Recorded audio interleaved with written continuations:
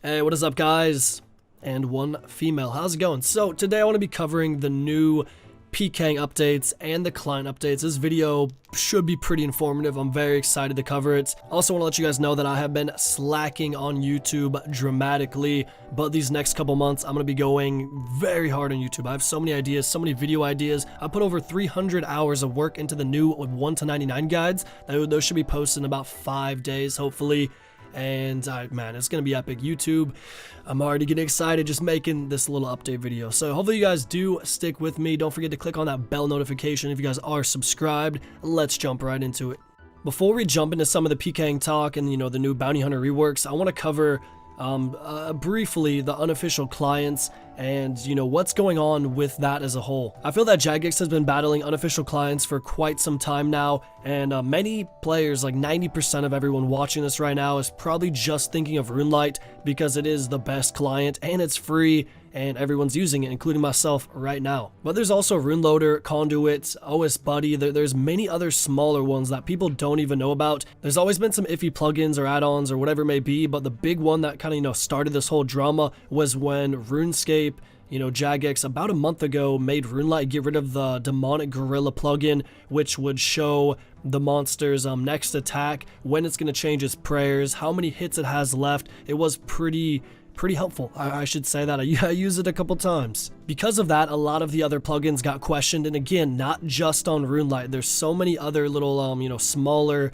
client sites that no one really knows about. I actually saw a post on Reddit and on Twitter of someone using one of their add-ons and plugins from whatever site it may be. This add-on was mainly for the wilderness, but it would show any players nearby you in a different world. Even you could track one player at a time, and it would show their risk, show what their gear is, show where they're at in the wilderness, what world, what clan chat they're in, and just some info that it seems impossible to actually obtain. So these clients are stepping a boundary. Another plugin that just got taken away a couple weeks ago that you've definitely heard about is the menu entree swapper. Very good for anything that requires 2 clicks. You could do it in 1, such as using bones on an altar, things like that. As I logged in this morning, actually, they took away the reorder prayer, which was probably the main plugin that I used all the time. It was amazing for PVMing, bossing, pking, anything. You can move your augury and mystic might, your rigor. You could actually change any prayer and put it anywhere you want on your prayer book. It was very helpful,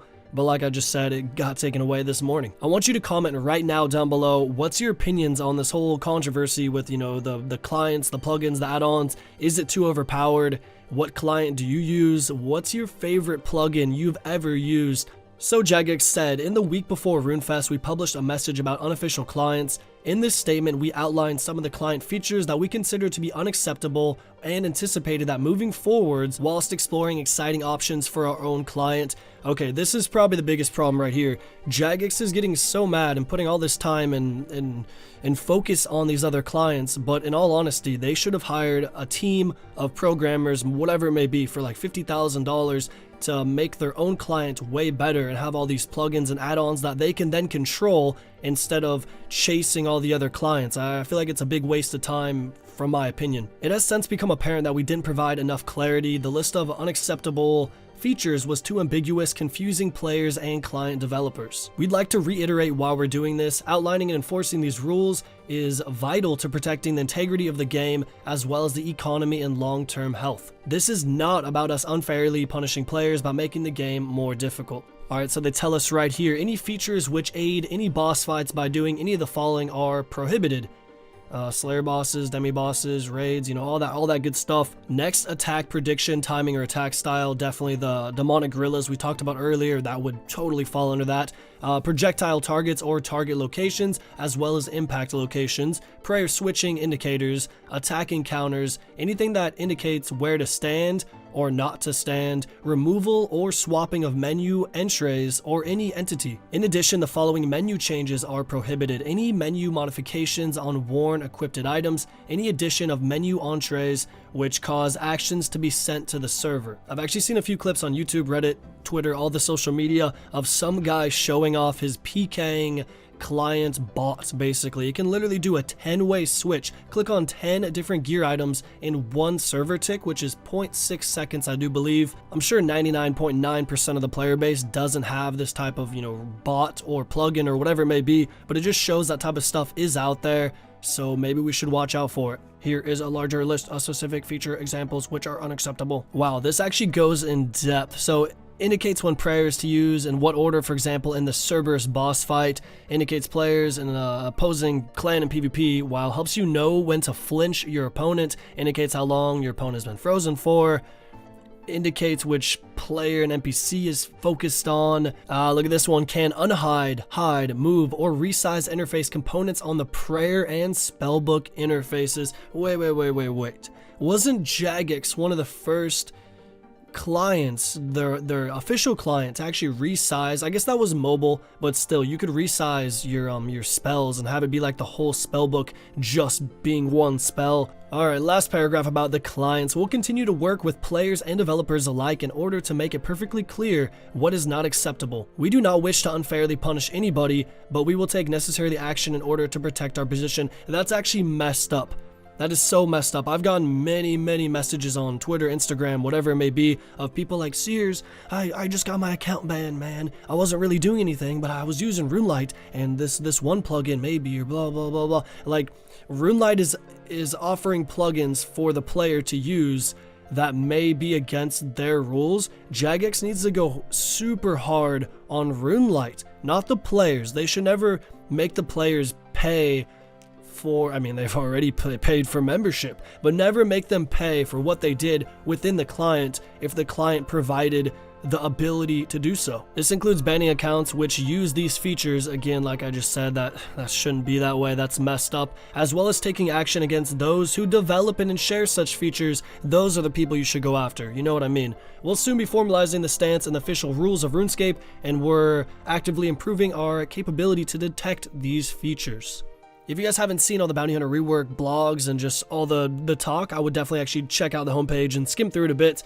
It's quite a bit to explain. I do believe in my last update video I talked about it as well. There's actually World 400 and World 405 right now that you can go hop in, get max gear, full vengeance, AGS, declaws, everything you want, and actually go PK. So if you are interested in that, check it out. So they've referenced 3 key points from this beta so far. 1, the minigame needs to be more rewarding. 2, the beta doesn't accurately represent the real Bounty Hunter minigame. And 3, loose ends caused by the network. Talking about the point system real quick, the main feedback we received was the new point system is not rewarding enough. To improve this, 3 points will now be awarded per kill, increasing to 4 and 5 when you begin a kill streak of 5 and 10. This scale was previously at 1, 2, and 3 points. This may still be adjusted further if needed. Alright, quick side rant. Tournament Worlds, really cool idea, but it feels like a private server every freaking time. You can literally be level 35 in the normal game, have like a mithril skimmy to your name, and then you go into these worlds, you get Armadyl God Swords, Infernal Capes, Bandos, anything you want. It just isn't healthy for the normal game, I personally think, and allowing everyone to do it as well. I wish they would just pick like 10 or 15 content creators or people that know what they're doing where they can test it, not have everyone just go and play all these tournament worlds once every month or two. As far as the Bounty Hunter shop, it's 99% the same as you've always seen it beforehand. They did, change around the points and whatnot, but it's still about the same price. Like if a rune plate body was 250,000 Bounty Hunter points, it's now 25. If a helmet and knees knot was 170,000 points, it's now 17. Checking out the rune pouch real quick, because these items will be unavailable from the Bounty Hunter store reward shop for the duration of the beta, we've made an accessible elsewhere. Slay Masters now sell the rune pouch to non-Iron Man only for 1.5 million GP and the looting bag for 30k GP. This is a temporary fix and will be reverted at the end of the beta. And of course, the new Dagonhai robe set. It is a magical armor set, a little bit better than Mystic, but nothing too crazy. It looks amazing though, it really does. So feel free to go use a Lauren's key, and I wish you luck on the new armor. Alright, catching up to some current news. October 31st, 2019. And it's been one year since mobile has been released. Exactly. That's insane, man. Time has been flying. so fast in my life. I don't know if it's for you guys as well, but it feels like it was just yesterday mobile came out. So that's crazy. It's already been a year. And again, happy Halloween to everyone as well. Bounty Hunter Beta Hotspots. I am so excited to read this. I haven't yet read it, and it could come to the game. This could be a very big deal. And what I saw previously from the Bounty Hunter rework, you know, the polls and just everything, it didn't look that cool at all.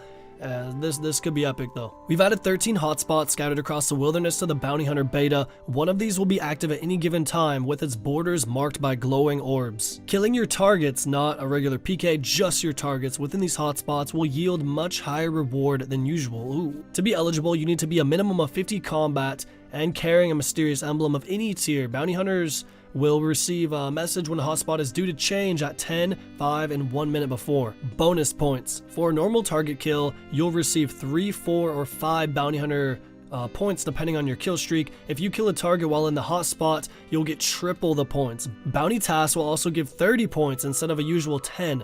This bonus does not apply to the milestone points. While on a kill streak of 3 or more, both you and your opponent's emblem will be upgraded upon a kill in the hot zone. Alright, so these are all the different hotspots, some pretty damn cool locations. Maybe once each hotspot is active, like let's say number 7 is active, maybe a lot of PKers will then be in this area, which will be very cool to, you know, get some of these other locations. Like 13, no one PKs at 13 except some emblem farmer bots. But yeah, it should be very cool if they do kind of herd everyone into each zone. Without sounding like I'm complaining or negative, I freaking love PKing, man. I've loved PKing so long. I've never been the best at it, and most of my content isn't based on PKing, but there's definitely multiple hours a week. You know, I just go out and have some fun, not even recording, just messing around PKing, and it's been pretty shitty lately. I'm not gonna lie. Like, the wilderness is just dying, whether it be players within the wilderness or just like the cancer of the wilderness. There's single clans, everyone's shit talking, multi-clans everywhere. People only go to the active places in the wildy, and even then it's not that active. Like, it's so rare to see anyone risking anything that's not at some of these hotspots right here.